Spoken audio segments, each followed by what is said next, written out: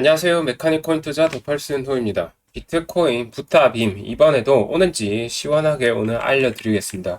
21년도에 55.4% 떨어졌습니다. 최고점 대비 당시 부처님 오신 날에 엄청나게 떨어졌죠. 그래서 앞두고 있으니까 과연 한번 분석을 해보겠습니다. 그냥 바로 결론부터 말씀드리자면은 부처빔은 오지 않습니다. 21년도하고 24년도하고 현재 시장 분위기가 많이 다르고요. 어떤 점에서 다른지 설명드리고 향후 흐름까지 알려드리겠습니다. 자, 보시면은 횡보 중이죠. 어제 좀 올랐다가 또 떨어지고 있어요. 기간 주요 매수 가격인 60K 근처를 지키고는 있으나 CPI 발표에 따라 무너질 수도 있다. 이런 얘기도 지금 많죠. 52K 아니면은 54K 간다. 이런 말 많이 나오고 있습니다. 5월 15일 부처님 오신 날 앞두고 있는데 과연 21년도를 재현할지 현 흐름 보겠습니다. 먼저 선물 시장 보겠습니다.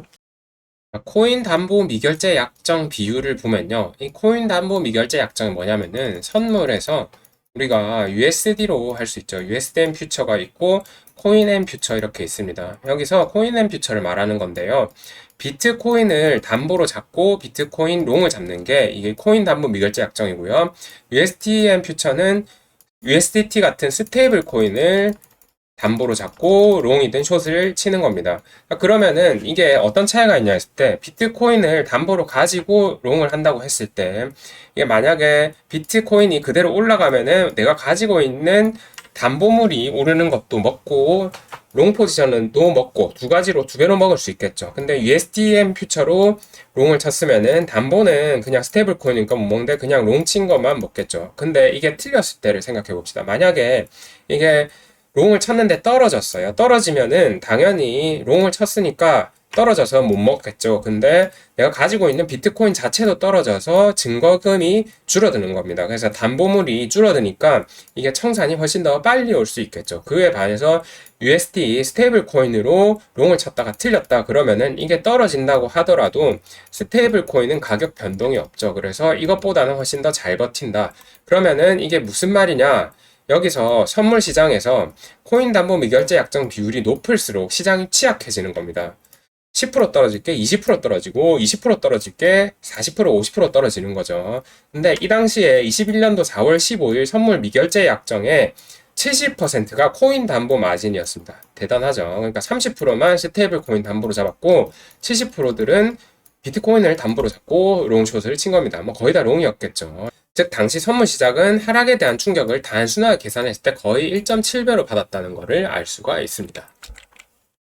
자, 코인 담보 미결제 약정 비율 24년도 한번 볼까요? 24년도는 여기 수치가 24.19%입니다. 5월 13일 현재 별로 높지 않아요. 이 정도면은 21년도와 비교하면 거의 3분의 1 수준이죠.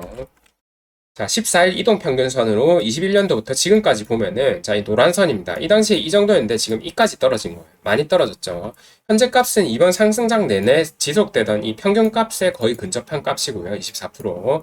현재 선물 시장에 연쇄 청산이 일어날 확률은 그렇다면은 매우 낮다는 것을 알 수가 있습니다. 그래서 이 당시에 사람들이 코인으로 담보 잡고 롱을 많이 하다가 다 청산이 돼서 이제 학습을 해서 그거를 더 안 하는 거죠. 그래서 선물 시장에 버블이 현재 많이 껴있지 않다는 것을 알 수 있습니다.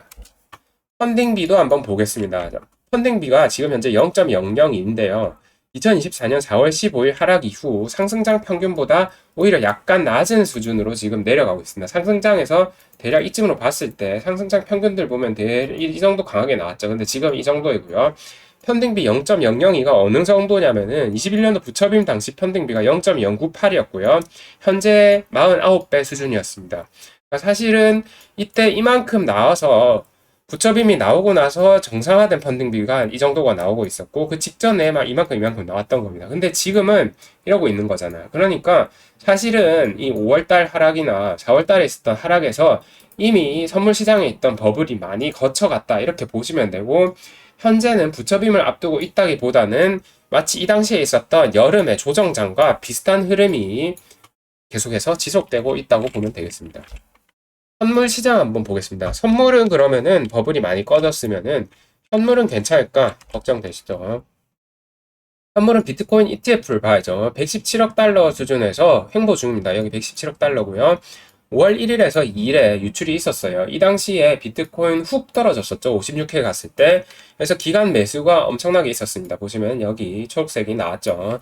현재는 유출세가 진정됐습니다. 그래서 원래 유출이 많이 일어나고 있었잖아요. 이렇게 계속 일어나고 있었는데 유출이 점점 더 이렇게 약해지는 흐름이 좀 보이고 있습니다. 그리고 유입도 최근에 있었고요.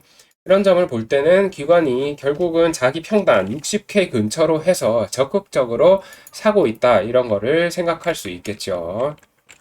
자, GBTC 한번 보겠습니다. 그레이스케일 GBTC 유출 또한 진정되고 있습니다. 이렇게 하다가 최근에 다시 또 많이 줄어들고 있죠. 처음으로 유입을 기록하는 날짜도 있었고 유출이 아무튼 줄어들고 있다는 것은 긍정적이다. 이렇게 보면 되겠고요. 현재 단기 투자자 155일 BTC 평균 단가 빨간색이거든요.는 6170달러인데요. 기간 주요 매수 평단이 6만 달러로 6만 달러 아래로 갈 때 강하게 매수한 것을 알 수 있습니다. 5월 1, 2일에 그랬었죠. 여기에 추가로 파란색 장기 투자자의 평단이 상승 중입니다. 파란색이 장기 투자자의 평균 단가고요. 그래서 이게 지금 상승 중이란 말은 장기 투자자들이 매수에 나서고 있다. 이렇게 보면 되겠습니다. 21년도 부처빔 당시 단기 투자자 평단이 47,000달러였어요. 여기 47개였고요. 이게 무너지면서 시장이 와르르 무너지고 최고점 대비 55.8%가 떨어진 거거든요. 그러면은 현재 검은색 그래프가 선물 거래량을 현물 거래량으로 나눈 겁니다. 지금 여기 검은색 선 여기 보이시죠? 이게 나눈 건데 이 당시에 대략 이런 흐름이고 현재 이런 흐름인데 21년도 최저와 현재 최저, 24년도 최저와 비교하면은 6.5 대 5.7이고요. 21년도 최고가 9.4, 24년도 최고가 8.2니까 확실히 21년도에 선물 시장이 많이 활발했었다 이렇게 이해할 수 있겠죠. 근데 여기다가 단순히 거래량이 많은 것뿐만 아니라 뭐가 많았다? 레버리지가 굉장히 많았다. 이렇게 이해하시면 되고요. 코인담보대출 미결제 약정 비율이 70%였다. 그래서 원래보다 거의 2배에서 3배 수준의 변동성이 발생해서 부처빔이 이 당시에 일어난 겁니다. 이렇게 55.8%가 떨어지는 하락이. 그러면은 만약에 코인 담보대출 선물 미결제 약정이 24년도와 같은 수준이었다고 친다면은 21년도 최대 미결제 약정은 당시 값보다 절반 이하로 줄어들게 되고요. 즉 당시 적정 하락은 25에서 30% 수준으로 계산할 수가 있습니다. 자, 이게 코인 청산이 같이 발생하면서 연쇄 청산이 된 거잖아요. 근데 그 코인 담보 대출이 없었다고 치면은 이거를 적어도 한 절반까지 줄일 수 있다. 그러면 한 27% 정도 사실 하락이었던 거고요. 24년도 같은 경우 73에서 56K까지 가면서 23% 정도 떨어졌는데 이 정도는 사실은 21년도하고 비교했을 때 거의 유사한 충분한 하락이 이미 나왔다. 이렇게 볼 수 있겠습니다. 그래서 결론을 말씀드리자면은 21년도의 장의 특징은 개미 투자자의 선물 시장 주도의 어마어마한 선물 레버리지 불장이었죠. 그래서 엄청난 버블로 한 방에 55%가 이렇게 날아가는 부처빔이 만들어졌고 이 당시에 단기 투자자 47K의 방어력이 매우 약했다는 걸 알 수 있습니다. 왜? 개인 투자자가 많았고 선물 레버리지가 많았으니까. 근데 24년도는 어떻습니까? 개인 투자자 주도자가 아니죠. 기관 비트코인 ETF 주도자입니다. 지금은. 그러고 선물 시장에 코인 담보로 롱 치는 사람 거의 없죠. 다 이제 해봐서 알죠. 그거 하면 안 된다는 거. 그래서 선물 시장, 물론 지금도 선물 시장은 커요. 근데 상대적으로 21년도 대비 선물 시장 주도 장세로 이 펀딩비나 미결제 약정이나 이런 것들을 봤을 때 선물 시장의 과열은 많이 이미 꺼졌고 선물 시장에 과열이 꺼졌으면은 현물이 버티면 되는데 현재 현물은 다수의 기관 투자자 평단 60K 근처에 있으며 60K 아래로 갈 때마다 BTC ETF 자금이 유입되고 있죠. 이 말은 쟤네들도 지키고 싶어 한다 이 말입니다. 만약에 21년도였으면은 이 60K 아래로 갔으면 그대로 선물시장 무너지면서 버블 꺼지고 막 45K 이렇게 갔었겠죠. 그런데 지금은 안 갔다. 왜 그러냐면은 선물시장이 그렇게 과열이 없고 기관 투자자 평단이 60K 근처에 형성돼 있기 때문에 자기들이 방어하려고 한다 이겁니다. 그래서 21년도 단기 투자자 평단보다 훨씬 더 여기는 높은 방어력을 가진다는 게 차이점이 있습니다. 투자자층이 다르기 때문이죠. 그래서 향후 흐름은 제가 봤을 때는 추가 유입은 지금 일단 없어요. 추가 유입은 없고 추가 유출도 없습니다. 그러니까 가격이 횡보하고 있는 거죠. 현재 기간은 추가 매수를 할 적절한 시기를 기다리고 있는 것으로 보이고요. CPI나 고용 이런 지표들, 실업률 같은 지표 나오는 거 보고 기관이 진입 시점을 정하고 이렇게 기간 자금이 추가 유입이 되면은 비트 상승세 이어나갈 것으로 보고 있습니다. 그래서 비트코인 이번에는 붓다빔 없을 겁니다. 시원하게 이렇게 알려드렸고요. 내일 CPI 발표까지 보면 되겠습니다. 영상 여기까지 하겠습니다.